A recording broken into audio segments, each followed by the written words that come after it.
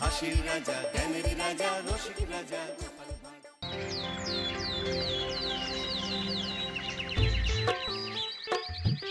আহা কি আনন্দ, আহা কি আনন্দ, আকাশে সূর্য নিচে মাটি।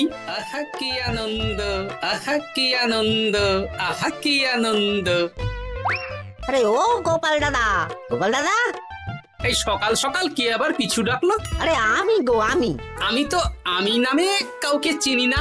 আর তুমি একটু পেছন ফিরে তাকাও তো। আমি তো সামনে যাচ্ছি, পেছনে তাকাবো কেন? ঠিক আছে, তাহলে আমি তোমার সামনে আসছি। আরে দৌড়াচ্ছ কেন? হ্যাঁ, আরে দাঁড়াও দাঁড়াও বলছি, দাঁড়াও, নইলে কিন্তু আমি মহারাজের কাছে যাব। হ্যাঁ, ও ভোলা তুমি? আরে আগে বলবে তো, আমি করছিলে কেন?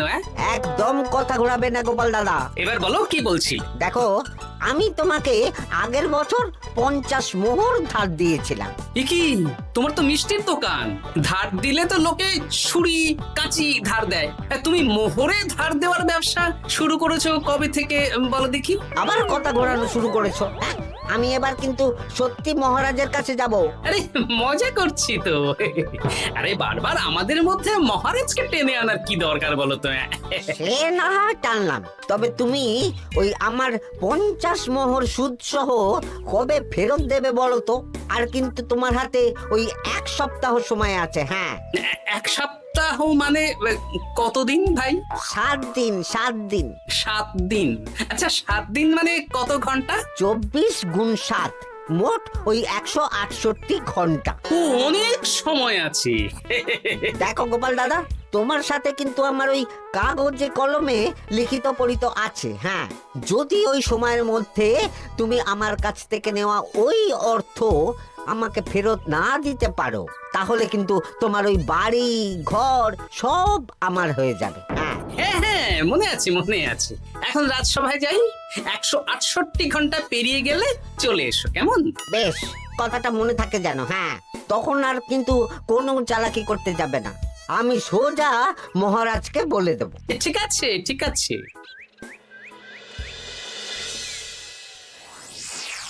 দেখুন মহারাজ, নিজের চোখেই দেখুন, সবাই হাজির, শুধু গোপাল ধা। সত্যি গোপাল ইদানিং আবার দেরি করে আসা শুরু করেছে। ওকে আচ্ছা করে ধোলাই দিন, তাহলেই চলে আসবে। কাজের কাজ তো কিছু করে না, শুধু বসে থাকে, তাতেও এই। যা বলেছেন মন্ত্রী মশাই। আমার মতে গোপালকে রাজসভাতেই বেঁধে রাখুন, তাহলে আর বাড়িতে যেতেও হবে না, আর দেরি করে আসবেও না। রোজ রোজ গোপাল করে রাজসভায় আসতে দেরি, তাই এবার তার পায়ে পড়াতে হবে বেড়ি। এই তো মহারাজ চলে এসেছি। আর বলবেন না, রাস্তায় ভোলা ময়রা চেপে ধরছিল। থাক, আর অজুহাত দিতে হবে না। নেহাত ভাগ্যের জোরে এই রাজসভার চাকরিটা পেয়েছিল। হ্যাঁ, মহারাজ ভালো মানুষ, তাই তোমাকে পুষছেন। আচ্ছা আপনি কি বলতে চাইছেন কি? আমি বলতে চাইছি যে মহারাজ যদি তাড়িয়ে দেন, তাহলে তোমার কি কিছু করে খাওয়ার যোগ্যতা আছে গোপাল? আপনার নিজের যোগ্যতা আছে? আছে বলেই মুখ ফুলিয়ে বলছি। হ্যাঁ, মন্ত্রী এটা একটা ভালো প্রসঙ্গ তুলেছে। আমার রাজসভার সকল সভাসদদের বলছি, যদি কোনো কারণে তোমাদের চাকরি চলে যায়, তাহলে তোমরা কি করবে একবার ভেবে দেখেছো? না মহারাজ, ভাবনাটা আমি সঠিক সময় কাজে লাগাই, ওই অকারণে ভেবে মাথা খারাপ করতে চাই না। হ্যাঁ, আহা, রাজসভার চাকরিটা তো তোমাদের পেশা। এই পেশার বাইরে তোমরা কে কি করতে পারবে? দেখুন মহারাজ, আমি তো ভেবেই দেখেছি যে যদি রাজসভার চাকরি না থাকতো, তাহলে আমি ব্যবসা করতাম। আমি মহারাজ যদি বিজ্ঞানী না হতাম, তাহলে শিক্ষা দান করতাম। আমি তো ছবি আঁকতাম, কলম না থাকলে আমি তুলি ধরবো। আমি কামারশালায় কাজ করতাম। আমার তো ছোটবেলায় মূর্তি বানানোর শখ ছিল, আমি মৃৎশিল্পের কাজ করতাম। কি গোপাল, এবার তুমি বলো। সবাই তো কিছু না কিছু বিকল্প ভাবনা চিন্তা করে রেখেছে। দেখুন মহারাজ, অনেক ভেবে দেখলাম আমার কাজ তো ভাড়ামো, তাই আমি লোক হাসিয়েই পয়সা রোজগার করব। আর বিশেষ কোনো গুণ তো আমার মধ্যে খুঁজে পাচ্ছি না মহারাজ। বেশ, আমি একটা ছোট্ট পরীক্ষা নেব। আজকের পর থেকে আগামী 7 দিন, আর এই 7 দিন তোমরা তোমাদের যা মন চায় সেটা করে রোজগার করবে। আমি তো খেতে ভালোবাসি। তাহলে খাবে। গোপাল হয় মুখ খুলে থাকে, নইলে চোখ বন্ধ করে। ও শুধু দুটো কাজই ভালো করতে পারে। আর 7ম দিনের শেষে বিচার হবে কে কত রোজগার করেছে। যার রোজগার সবচেয়ে বেশি হবে তাকে আমি দেব 100 মোহর উপহার। আর মহারাজ, যে সবচেয়ে কম রোজগার করবে তার বেতন থেকে আগামী 10 মাস 10 মোহর করে কাটা হবে। কি রাজি তো? হ্যাঁ, রাজি রাজি। আমি জানি যে গোপাল ফুটো করিও রোজগার করতে পারবে না, তাই গোপালই হারবে। বেশ, আর যদি অন্য কেউ হারে? তাহলে আমি নিজের বেতন থেকে তাকে আগামী 10 মাস 10 মোহর করে দেব। ব্যাস, এবার তোমরা কাজে লেগে পড়ো।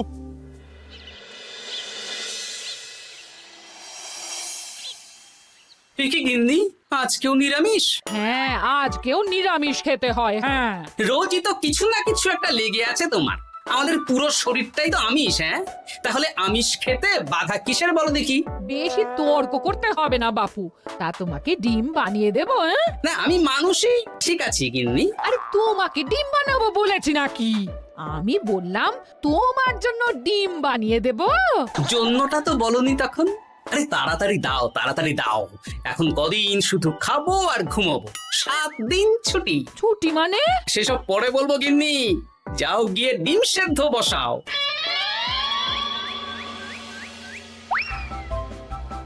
আরে করছোটা কি? বাড়িতে যা মোহর আছে সব তুলে কোথায় নিয়ে যাচ্ছো? আড়ত বাজারে। কেন কেন? তুমি আড়তে গিয়ে কি করবে? আড়তটাই কিনে নেব। কেন? তাহলে খোলা বাজারের সব ব্যবসায়ী আমার কাছে আসতে বাধ্য হবে, আর আমি ভালো মুনাফা রেখে সব বিক্রি করব। এ কি? রাজবাড়ির সুখে চাকরি ছেড়ে দিলে নাকি? না না না, এখন 1 সপ্তাহ ব্যবসা করে মহারাজের কাছে আমার যোগ্যতা প্রমাণ করব। সব পরে বুঝিয়ে বলবো। হ্যাঁ, আমি আপনাকে সব শিখিয়ে দেব। তাহলে ভাই ওই আগামীকাল সকাল থেকে কাজে লেগে পড়বো, কেমন? তাহলে বুঝতে পারলেন তো যে কি করতে হবে? হ্যাঁ হ্যাঁ জমিদার মশাই, কবিতা লেখা যেমন আমার পেশা, তেমনি চিত্রশিল্প আমার নেশা। তাহলে তো আর কোনো চিন্তাই নেই। আশা করি খুব সুন্দর ছবি আঁকবেন। আপনি 1 সপ্তাহ পর এই মন্দির চিনতেই পারবেন না। এই নিন আপনার জন্য 50 মোহর অগ্রিম। মন্দিরের চিত্রকলা শেষ হয়ে গেলে আরো 50 মোহর দেব, ঠিক আছে? বেশ।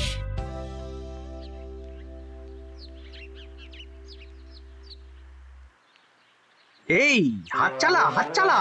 হাত পা সবই তো চালাচ্ছি মন্ত্রী মশাই। আপনি এত শাকসবজি আনাজ দিয়ে করবেনটা কি? আমি এখন 7 দিন কৃষ্ণনগরের বাজার নিয়ন্ত্রণ করব, তাই সব জিনিসপত্র আড়ত থেকে আমি নিজেই কিনে নিয়েছি। এবার সাধারণ বাজারের দোকানদাররা আপনার কাছে আসবে। কাল সকাল থেকে শুধু মোহর গুনবো।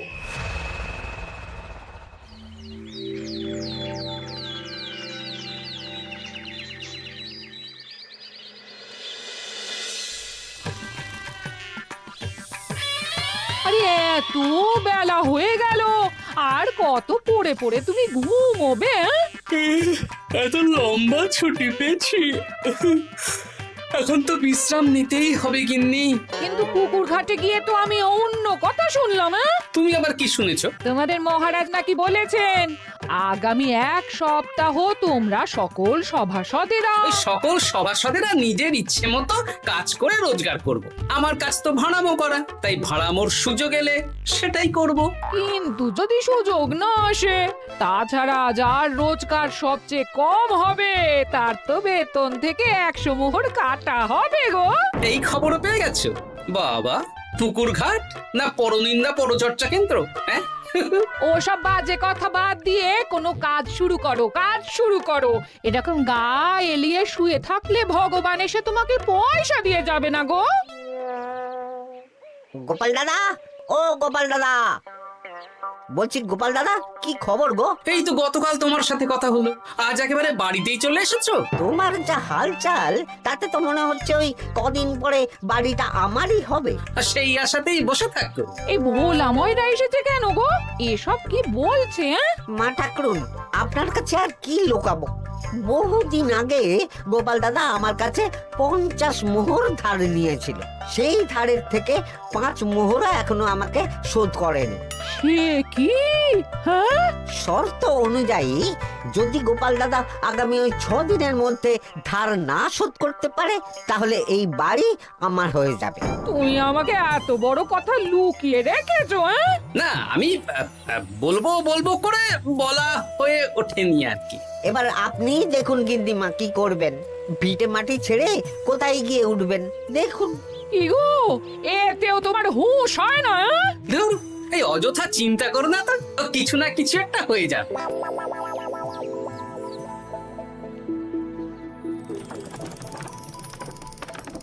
বাহ বাহ বাহ, পণ্ডিত মশাই, আপনি তো এর মধ্যেই কাজ শিখে গেছেন। আমি তো ছোট থেকেই মাটির পুতুল বানাতে ভালোবাসতাম। বিভিন্ন দেবদেবীর মূর্তি নিজেই বানাতাম, তারপর পুজো করতাম। আমার পরম সৌভাগ্য, আপনার মতন পণ্ডিত মানুষ আমার কুমোর শালায় কাজ করছেন। কোনো কাজই তো ছোট নয়। সত্যি সভাকবি মশাই, আপনার তুলিতে জাদু আছে। কি সুন্দর কারুকার্য। সবই আমার মা বাবার দান। আমার বাবা খুব বড় চিত্রশিল্পী ছিলেন। উনি হাতে ধরে আমাকে ছবি আঁকা শিখিয়েছেন। বাহ বাহ বাহ বাহ।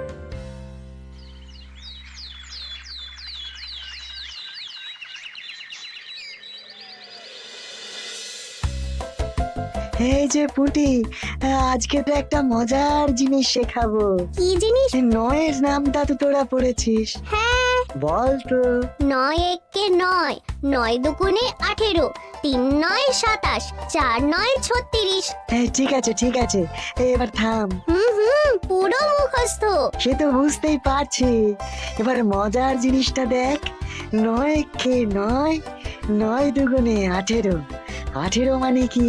1 10 8। হ্যাঁ, এবার 1-এর সাথে 8 যোগ কর, কত হয়? 9 3 9 কত? 27। 2-এর সাথে 7 যোগ করলে কত হয়? 9 36-এর 3-এর সঙ্গে 6 জুড়লে 9। আরে বাস, দারুণ তো। হ্যাঁ হ্যাঁ। সত্যি বিজ্ঞানী মশাই, আপনি কি সুন্দরভাবে পড়া বোঝান। এটা তো আমার নেশা।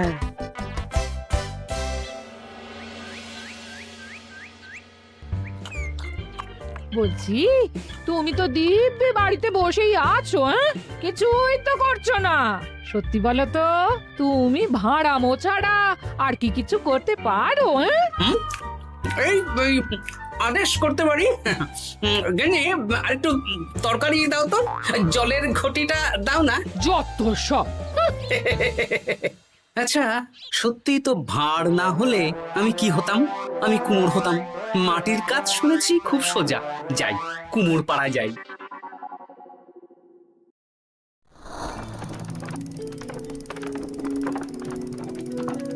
আমার কি সৌভাগ্য, রাজসভার দুজন সভাসদ আমার সঙ্গে কাজ করছে। আচ্ছা, এইভাবে ঘোরাবো? এই যা, হলো না হলো না। এটা কি মুড়ির মোয়া নাকি? দাও, আমাকে করতে দাও, তুমি অন্য কিছু করো।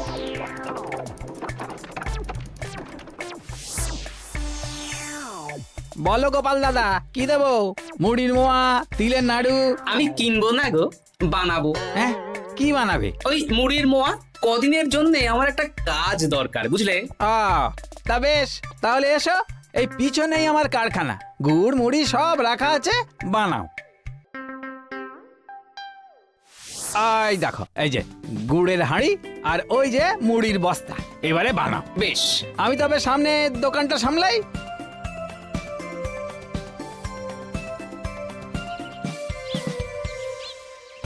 এ কিসের আওয়াজ হলো? আরে আরে আরে, এ কি করলে গোপাল দাদা?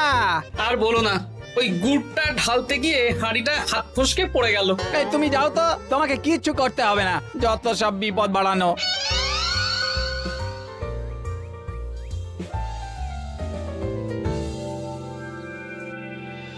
তোমার দ্বারা কিছুই হবে না। হ্যাঁ, সত্যি তো, আমার দ্বারা যে কিছুই হবে না গিন্নি। তাহলে তুমি করবেটা কি?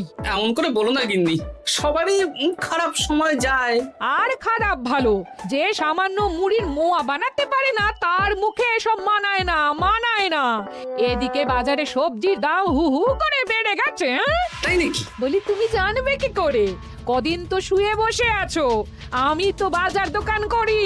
মন্ত্রী মশাই এখন আড়ত সামলাচ্ছেন আর সাধারণ বিক্রেতাদের চড়া দামে বিক্রি করছেন। হ্যাঁ, ও বেটা জীবনে শোধরাবে না। উনি তো তাও ছলে বলে রোজগার করছেন গো। আর তাছাড়া অনেকে পথে গান শুনিয়েও রোজগার করেন, সেটাও তো তুমি পারবে না। হ্যাঁ, এই তো পেয়েছি। 6 দিনের মাথায় তো রাজসভায় একটা বৈঠক হবে, সেদিনই আসল মজা জমবে। কিসের মজা গো? হ্যাঁ, সেটা সেদিনই বুঝতে পারবে।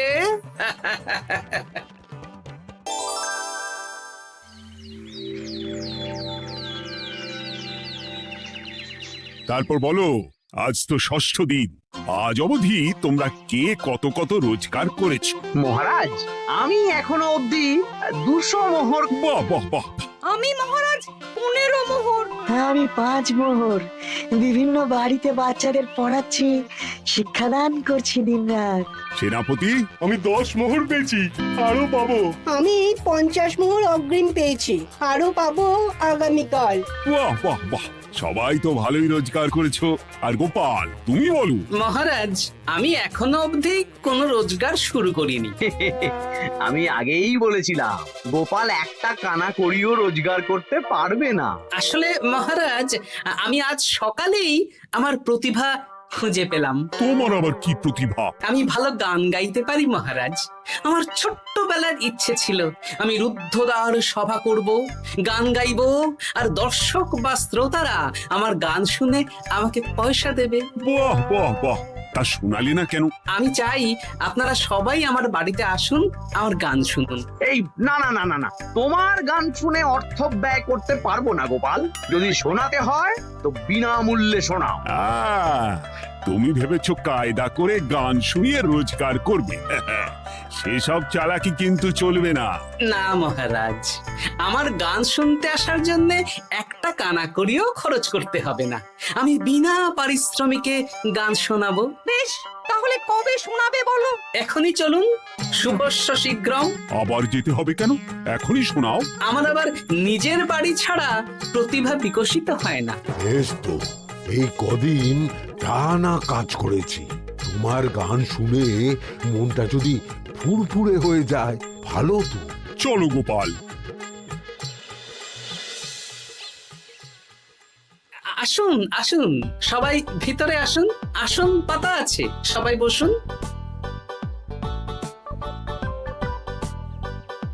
নাও, এবার গান শুরু করো। দাঁড়ান মহারাজ, আমার গান আমি বাইরের লোককে শোনাতে চাই না।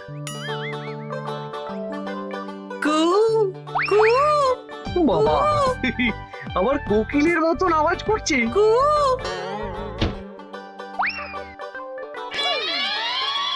নাও নাও, শুরু করো।